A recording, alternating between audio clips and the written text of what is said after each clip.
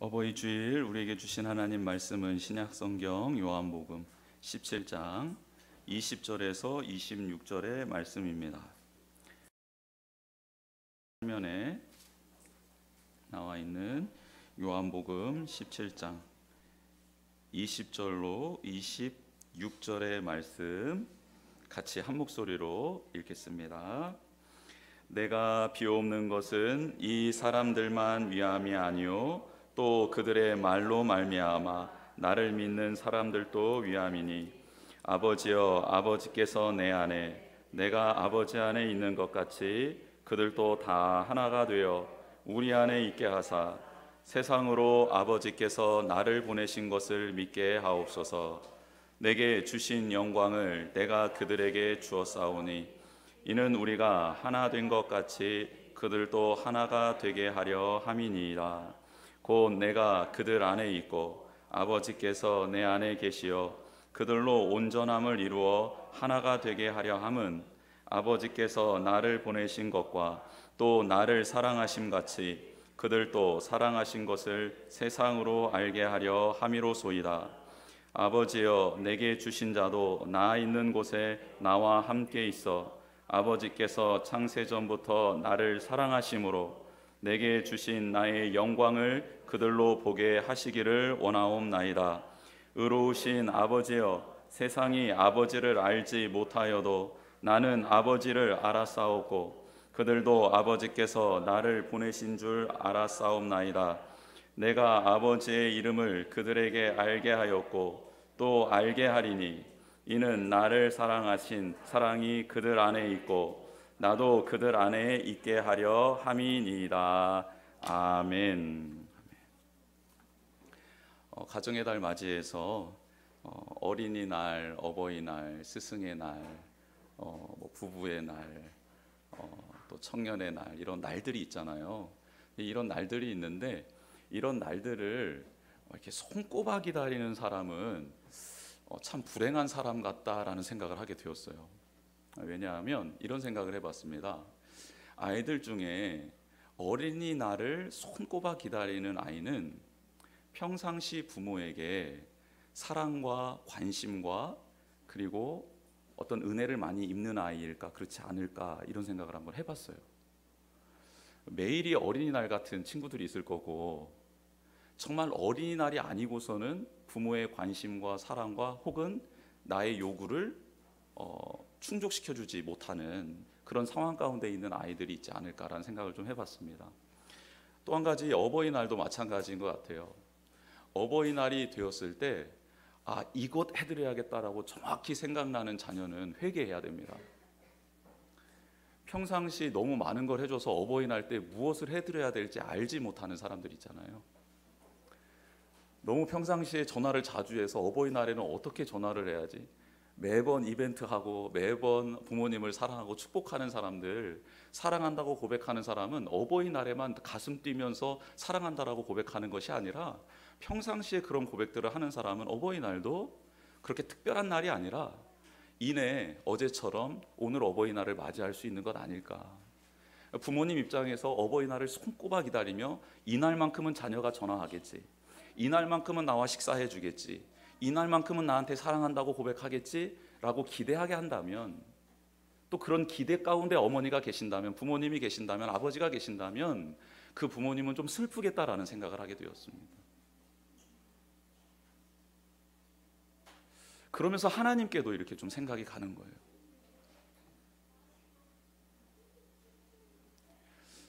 하나님께서는 매일 우리와 교제하기를 원하시고 우리에게 은혜 베풀어 주시기를 원하는데 우리는 하나님과 만나는 날이 신년에 2번 송구영신과 크리스마스 혹은 부활절 예배로만 그렇게 그날만 하나님을 생각하고 있는 사람들이 있을 수 있고, 조금 나으신 분들은 한 달에 한 번 정도,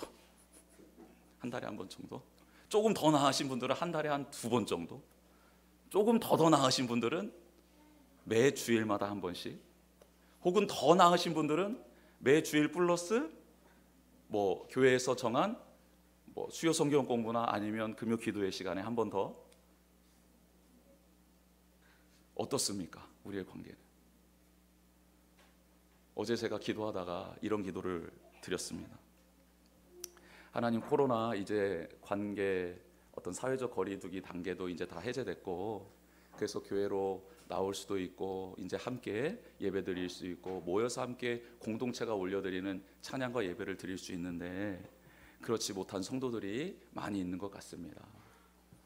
마음은 원이지만 또 못하는 특별한 사정들도 있겠지만 하나님 그 상황들을 좀 해결해 주시고, 그리고 하나님 그들이 하나님을 예배하는 것이 얼마나 큰 기쁨이고 감격이고 이것은 영원토록 해야 될 일인데 이것을 준비하고 훈련하는 거룩한 기쁨이 있게 하여 주시옵소서라고 기도를 하는데 주일에 놀러간 인간들이 막 떠오르는 거예요, 제 머릿속에. 그러면서 정죄하는 거가 금요일 날 설교했던 것처럼 그들의 수염과 머리털을 뜯으려는 나의 욕망이 막 올라오는 거예요. 그래서 하나님, 이건 아니지 않습니까? 제가 정죄하려고 기도하는 게 아니고 그들에게 이 거룩한 기쁨, 참된 은혜, 참된 은총이 무엇인지를 느끼게 해달라고 기도하는데 왜 저의 속사람이 이렇게 올라오는지 모르겠습니다 라고 하는데 하나님이 그때 깨달음을 주시는 거예요. 야, 그래도 그 성도들은 한 달에 한 번 놀러 가잖아. 너는 목사 안 됐으면 아예 교회를 안 나왔을 인간이야. 그러면서 제 자신을 이렇게 돌아보게 하시는 거예요. 어제 날씨가 너무 좋은 거예요. 근데 정말 교회 가기 싫다라는 마음이, 내일 교회 가기 싫다라는 마음이 제 안에 들더라고요. 내가 안 가면 어떻게 하지? 우리 교육 목사한테 설교하라고 할까? 전도사님한테 설교하라고 할까? 아니면 뭐 총무 이때 한 번씩 뭐 설교 한 번씩 해야지. 총무 뭐 만인 제사장설인데 뭐 아무튼 뭐 이런 막 여러 생각이 들면서 날씨도 좋고 공기도 좋고 너무 좋은 거예요. 내일 교회 가기 싫다. 목사니까 나올 목사니까. 그러면서 어제 그 제 안에 그 정말 하나님이 이렇게 거룩한 은혜의 십자가로 저를 묶어주시지 않으면 저는 언제든지 뛰쳐나갈 수 있는 사람이다라는 것을 깨닫고, 내가 이런 존재인데, 그럼 우리 사랑하는 성도님들은 그동안 방황하고 오늘 기도해 주셨던 집사님의 말씀처럼 혹은 다른 길로 가다가도 그 하나님의 사랑에 그리워서 그 하나님의 사랑이 고파서 1년에 한 번이든 2년에 한 번이든 한 달에 한 번이든 나오기만 하면 하나님은 그들을 두 손 벌려 두 팔 벌려 마중 나가시고 그들의 발을 씻기시고 옷을 입혀주시고 그들을 위해 잔치를 베풀어 주시는 하나님이시구나. 그런데 하나님께서 저에게 깨달음을 한 가지 주셨습니다. 하나님께서 이렇게 뒤에 저한테 이렇게 말씀하시는 것 같아요. 그런데 항진아, 나는 상습법은 싫어한다. 상습법은 싫어. 뉘우치는 것이 상습적으로 밥풀이 되는 것은, 되풀이 되는 것은 하나님도 싫어하신다고 말씀하시더라고요. 여러분, 우리가 언제든지 하나님 아버지 앞에 나와 예배드릴 수 있는 특권이 있고 그 은혜를 누릴 수 있는 특권이 있지만 이것을 소중하게 여기는 성도가 되어야 합니다. 이것을 가볍게 여기고 이것을 가치 없게 여기는 성도가 되는 순간 우리는 하나님의 은혜를 느낄 수도 없고 그 안에서 치유와 회복을 맛볼 수도 없는 정말 불쌍한 존재가 됩니다. 하나님의 자녀인 것 같은데 하나님과 사랑의 교제를 나눌 수 없는 비참한 존재, 예수 그리스도를 믿어 하나님의 나라를 유업으로 받은 존재인 것 같은데 그 하나님의 높고 위대하신 나라의 영광을 이 땅에서 누리거나 맛보지 못하는 처참한 인생, 불쌍한 인생이 되고 만다는 것이죠. 사랑하는 성도 여러분, 우리 아버지 되신 하나님, 그 하나님과 매일매일 사랑한다고, 감사하다고, 행복하다고 그렇게 고백하는 복된 자녀 되기를 주님의 이름으로 축복합니다. 그리고 어느 날을 막 기다려서 하나님, 제게 이게 부족해서 이 날만큼은 꼭 들어주셔야 합니다 라는 게 아니라 매일 하나님이 채워주시는 그 은혜, 공급해 주시는 그 사랑, 그 능력, 그 말씀 때문에 매일매일이 축제와 같고 매일매일이 어린이날과 같고 매일매일이 부활절과 성탄절과 같고 매일매일이 송구영신 그 감탄 감격의 예배의 순간이 우리 가운데 주어지는 거룩한 하나님의 자녀가 되기를 주님의 이름으로 축복합니다. 자녀들에게 이런 설문조사를 했습니다. 힘들고 어려운 순간에 어머니가 생각납니까? 아버지가 생각납니까? 그랬더니 자녀들이 뭐라고 대답할게요? 1번 아버지, 2번 어머니. 네, 힘들고 어려운 순간에 생각나는 사람이 누굽니까? 했더니 한 95% 이상이 어머니라고 그래요. 어머니. 제가 그 말을 들으면서 너무 마음이 미어지는 거예요. 미어지면서 저도 답은 어머니였어요. 이게 왜 그럴까?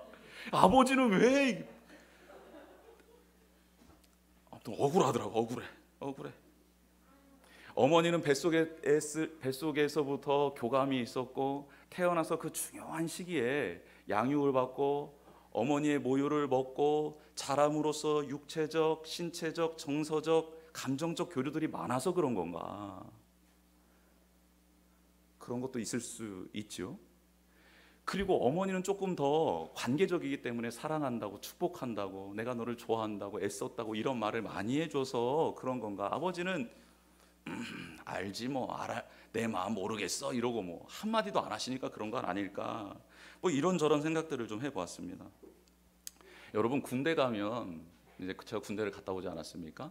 군대 가면 진짜 힘든 훈련을 하고 엄청난 정말 말도 안 되는 일을 시키고 난 다음에 훈련병들이 딱 모여 있으면요, 교관이 나와가지고 부르는 군가가 있습니다. 그게 뭐냐면 그리운 어머니입니다.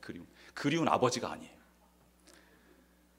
너무 힘들어 죽겠고 막 열이 뻗쳐 있죠. 막 악이 가득 차 있거든요. 훈련병들이 너무 우리를 동물처럼 학대하고 훈련을 무슨 진짜 인간의 한계를 뛰어넘는 걸 막 시키니까 정말 분노가 이만큼 차 있거든요. 그러면서 씩씩거리면서 앉아 있습니다. 근데 그때 갑자기 이 시간 군가를 부르겠습니다. 군가는 그리운 어머니.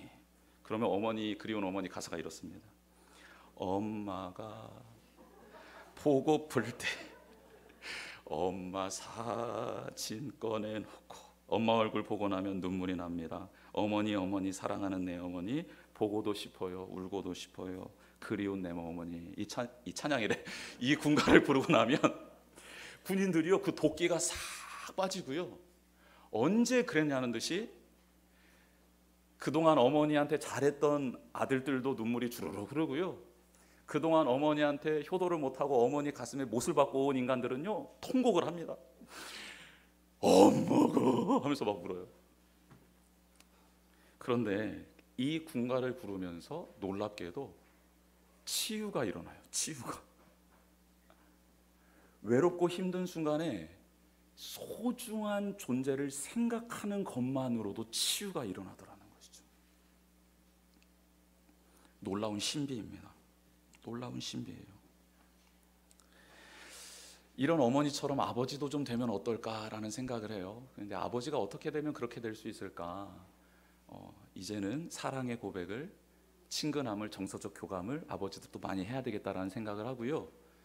우리 복민의 아버지들은 좀 그런 아버지들이 많은 것 같아서 참 다행이다 싶어요. 그런데 그런 우리는 그러면 부모님들 중에 어머니에게 하듯 혹은 아버지에게 하고 있는가? 혹은 아버지가 좋으신 분들은 아버지에게 하듯 어머니에게 하고 있는가라는 질문을 한번 해보게 됩니다. 우리가 자녀들한테 하는 것 말고요, 우리가 이제 부모님께 어떻게 해야 될까? 여러분, 준비한 영상이 하나 있는데 우리 영상 이 시간 한번 보도록 하겠습니다. 이 영상 보고 계속 설교 이어가도록 하겠습니다.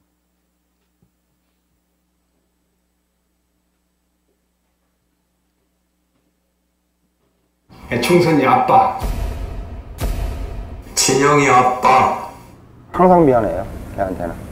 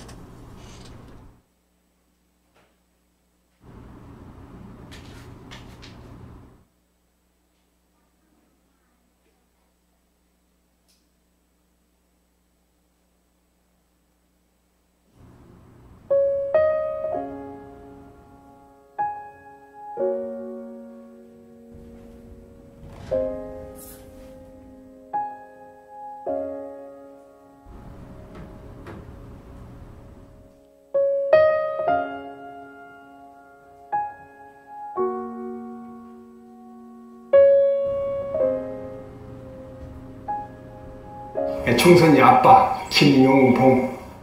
난 신왕철 아빠 신현기. 이영근입니다. 큰아들이. 저 영우 아버지 되는 사람입니다. 조유섭 아빠. 진영이 아빠. 성함은 김성복. 생각나지요. 그 아들 딸 만났다가 아들 가졌는데 이번에도 딸이 못할까 했는데 네 엄마, 아빠, 동생한테 신경 써주고 고맙고. 부모로서 이렇게 뭔가를 충분하게 해줘야 되는데 그런 것도 못 해주고 그래서 참 마음이 아픕니다. 아들이라는 것은 어느 누가 바꿀 수도 없는 것이고 크게 뭐 도와주지도 못했고 했는데 그들이 알아서 잘 커가지고 계속 부족한 게 부모 마음 아닐까요? 죽는 순간까지. 제가 그런 마음으로 살고 있어요. 계속 부족한 거예요. 너무 엄하게 했던 게 그게 좀 미안해.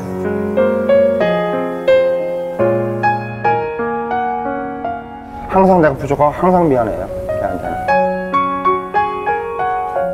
미안하다 참. 모든 것이 부족하고 못 가르치고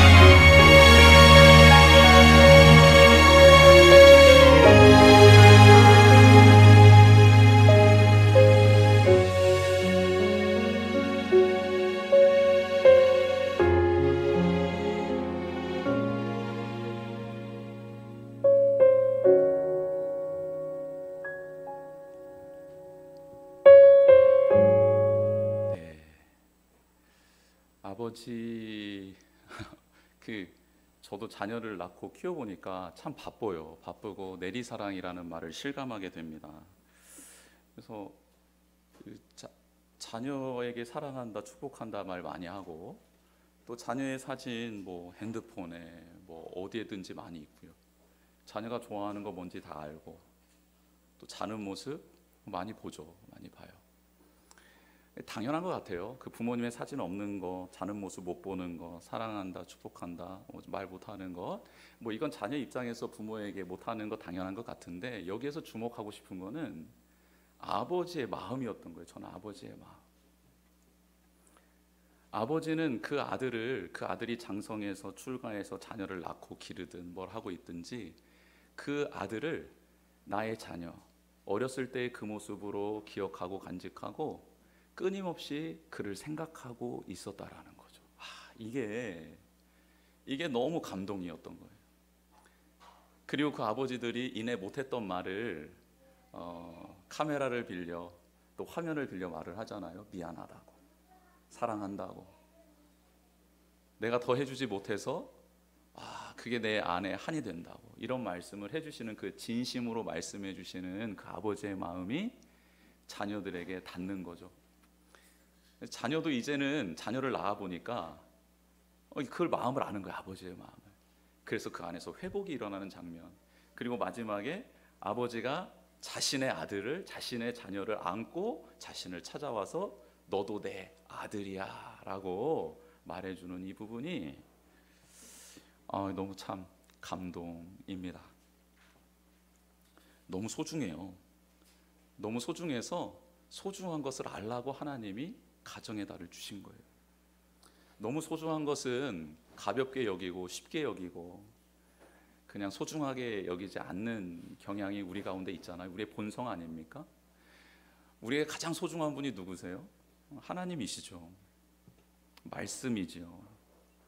그 하나님이 부르시고 함께 하시겠다 약속해 주신 경건의 자리, 예배의 자리 아닙니까?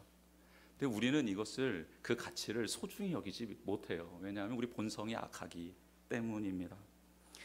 그래서 부모에게, 자녀에게 잘하지 못하는 사람은요, 결단코 하나님께 잘할 수 없습니다. 여러분, 이건 원리예요. 하나님을 경외하라고, 하나님을 사랑하라고 하나님께서 에덴 동산에 아담과 하와를 만드시고 난 다음 그들을 가정으로 묶어주시지 않았습니까? 뭐예요? 서로 사랑하며 서로 배려하며 서로 존중함으로 하나님 경외하고 하나님 사랑하는 것을 배우라는 거죠. 그리고 그 가정이 존재하는 이유는 그렇게 하나님의 말씀 따라 사랑하고 하나님 말씀 따라 하나님을 경외하고 하나님의 말씀 따라 하나님을 예배하는 가정이 되라고 그렇게 하나님이 가정을 세워주신 거거든요.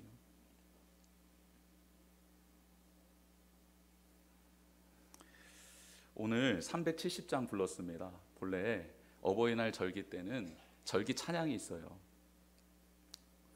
어머님이 부르시던, 어머님이 읽으시던, 어머님만 나와가지고 제가 그 선곡을 안 했습니다.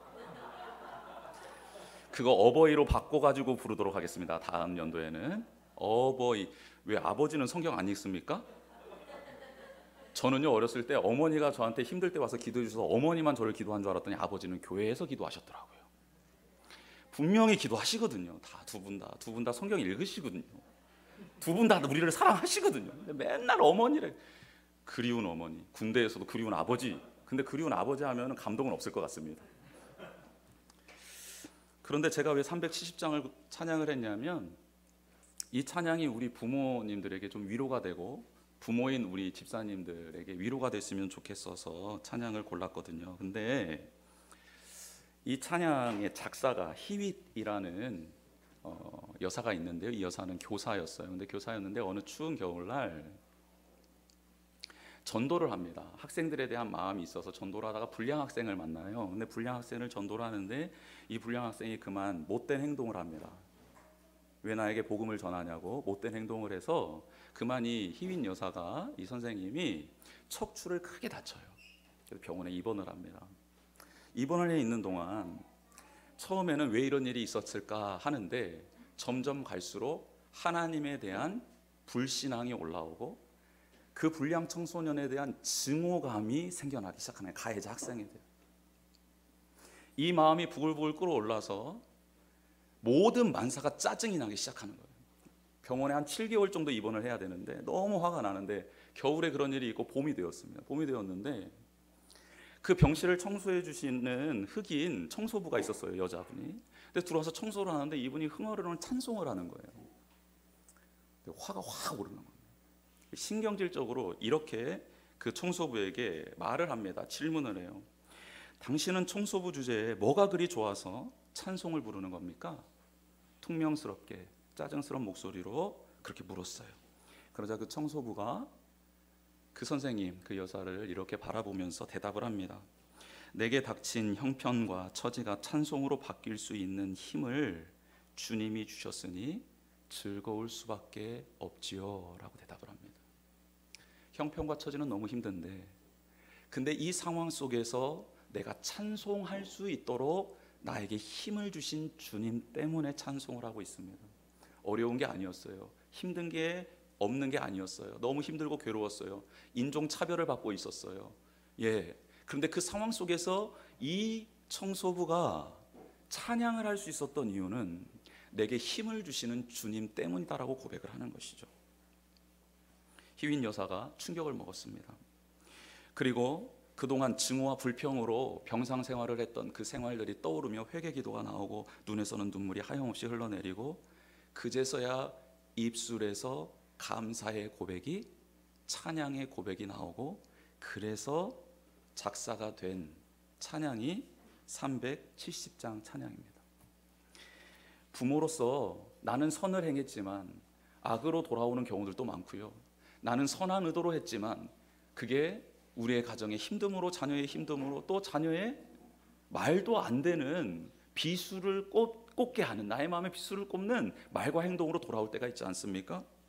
그때 우리가 내게 힘을 주시고 은혜를 주시는 하나님의 힘으로 다시 한번 일어서게 되기를 주님의 이름으로 축복합니다. 그 찬양이 그래서 이런 가사가 있는 거예요. 주 안에 있는 나에게 딴 근심이 있으랴 십자가 밑에 나아가 내 짐을 풀었네. 그 두려움이 변하여 내 기도되었고 첫날의 한숨 변하여 노래되었네. 내 주는 자비하셔서 늘 나와 함께 하시고 내 궁핍함을 아시고 늘 채워주시네. 내 주와 맺은 언약은 영 불변하시니 그 나라 가기까지 늘 나를 보호해 주시네. 그래서 나는 주님을 찬송하며 할렐루야 할렐루야 내 앞길 멀고 험해도 나는 주님만 따라가겠습니다 라고 고백을 하는 거죠. 사랑하는 부모님 되신 우리 성도님들, 힘들 때 많을 겁니다. 저도 요즘 아닙니다. 저는 기쁩니다. 요즘에 자녀 때문에 얼마나 기쁘고 행복한지 모르겠어요. 얼마나 감사하고 감격적인 일들이 많은지 모르겠습니다. 그래서 그때마다 할렐루야 주님을 찬양합니다. 내 앞길 멀고 험해도 저는 주님만 믿고 따라가겠습니다라고 찬양을 하고 있는데요. 여러분, 이 고백이 저는 우리들의 부모님의 고백이 되었으면 좋겠습니다. 우리 부모님들 고생 정말 고생 많이 하시지 않았습니까? 이제서야 알겠어요. 부모님의 마음이 느껴져요. 이제서야 알겠어요. 근데 너무 연세가 많으시고 힘이 빠지시고 또 경제력도 없으시고 어떤 사명과 비전도 잃어버린 존재처럼 그렇게 살아가고 계시는 우리 부모님들이 이 찬양처럼 주님이 주시는 힘으로 할렐루야 주님을 찬양하며 내 앞길 멀고 험하고 비전도 없고 소망도 없고 힘도 없고 능력도 없고 물질도 없고 너무나도 고된 삶이고 우울하고 절망적이지만 그럼에도 나는 주님을 향하여 주님 손 붙잡고 나아가겠습니다라는 이 찬양이 우리 부모님들의 찬양 되기를 주님의 이름으로 우리가 기도하는 그런 자녀들이 되었으면 좋겠습니다. 우리 또한 그렇지만 우리 부모님들도 그런 부모님 되게 하여 주시옵소서라고 말이죠. 예수님의 생애를 살펴보면 놀랍습니다. 예수님은 기도로 시작해서 기도로 매듭을 짓습니다. 공생애 때 광야에 나가서 금식하며 기도하시지요. 십자가에서 기도하시죠. 사명을 감당하시는 공생의 기간 동안 늘 습관을 따라 기도하셨고요. 오늘 십자가에 잡히시기 전에 십자가에 처형당하기 전 바로 몇 시간 전에 제자들을 위하여 또 알지도 못하는 우리 미래의 예수 그리스도를 영접한 우리를 위해서 기도하셨던 분이 바로 예수 그리스도십니다. 여러분, 우리는 2000년 전에 이미 예수님의 기도를 받은 존재예요. 할렐루야. 여러분, 우리는 그런 존재입니다. 예수님께서 이미 우리를 위해서 기도해 주신 분이 기도해 주셨어요. 여러분, 예수님을 믿고 가정을 세우고 자녀를 양육하는 부모들에게 예수님이 지금 우리에게 주시는 메시지는 뭡니까? 어떠한 힘든 순간 앞에서도 고난 앞에서도 만약 부모인 우리가 십자가를 져야 될 그 상황 속에서도 잊지 말아야 될 것이 있다라는 거예요. 뭐예요? 자녀를 향한 그리고 그들의 자손을 향한 미래 세대를 향한 기도라는 것입니다. 기도. 사랑하는 성도 여러분, 기도하지 않는 부모 밑에서 자라나는 자녀는요, 죄송하지만 너무너무 고된 시련을 받게 되어 있습니다.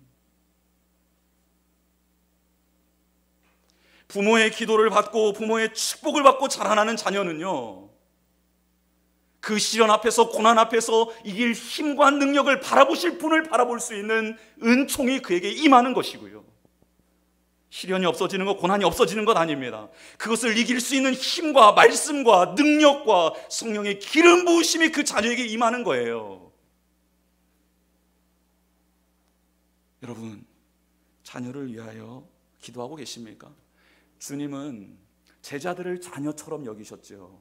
그렇죠? 고아와 같이 벌어주시지 않겠다고 하셨습니다. 자녀처럼 여기셨어요. 그 자녀처럼 여기시는 그 제자들을 향해 예수님은 그들이 아무리 못나고 아무리 어리석고 아무리 제 멋대로일지라도 그들을 위해 기도해 주셨던 분이 바로 예수님이십니다.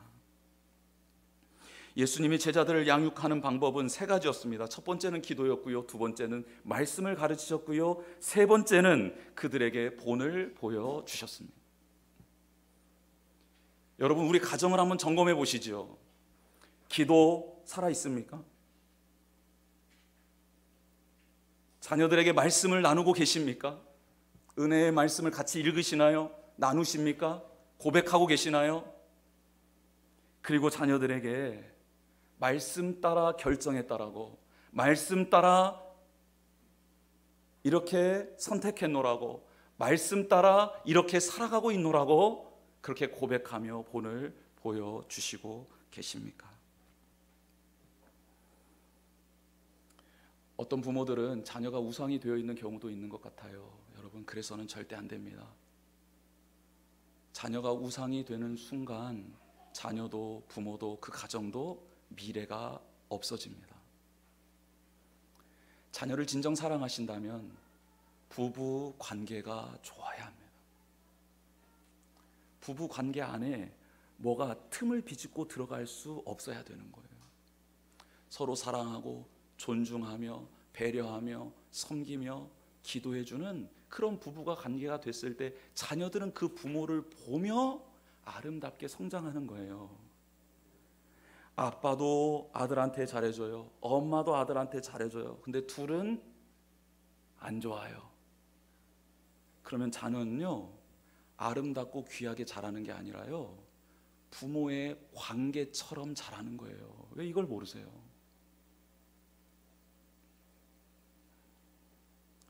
우리가 살아계신 부모님에게 하는 것을요, 자녀가 그대로 배웁니다.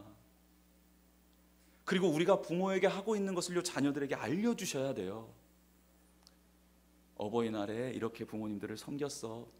부모님이 지금 이렇게 아프신데 우리 같이 기도하자. 기도하고, 그런데 우리가 이번에 기회가 있으니까 놀러 가려고 플랜 세워놨던, 계획 세워놨던 거 이것을 취소하고 이번에는 우리 부모님을 한번 찾아가서 위로해드리고 격려했으면 좋겠다.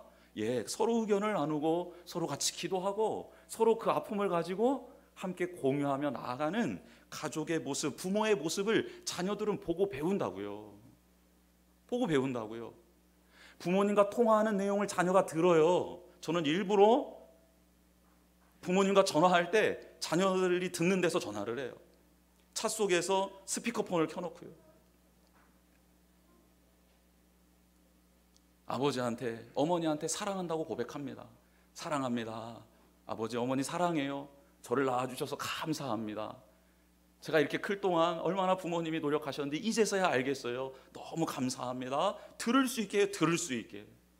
함께 살면 제가 부모님과 대화하는 것을 옆에서 보겠지만 제가 몰래 전화하는 것을 어떻게 애들이 듣습니까? 못 듣죠. 여러분, 본을 보여주셔야 합니다. 예수님께서 기도하시고 말씀 가르쳐 주시고 본을 보여주셨던 것처럼 똑같이 해야 합니다. 예수님이 기도해 주신 대상은 어떤 대상이죠? 제자들의 말을 통해 예수님을 영접한 사람을 위해서 기도해 주셨습니다. 제자들의 말은 어떤 말이었죠? 성령 충만한 제자들의 입술에는 예수 그리스도의 말씀, 하나님의 말씀이 선포되었던 것 아닙니까? 그 말씀을 듣고 많은 무리들이 예수님을 영접한 것 아니에요?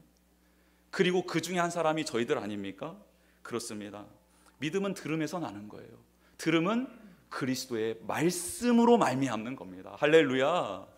우리가 누군가에게 말을 하고 자녀들에게 축복하고 부모님들에게 기도할 때 우리의 말이, 우리의 감정, 우리의 생각, 우리의 경험의 말이 아닌 하나님이, 예수님이 우리에게 주신 말씀으로 축복하고 말씀으로 기도하는 복된 인생 되기를 주님의 이름으로 축복합니다.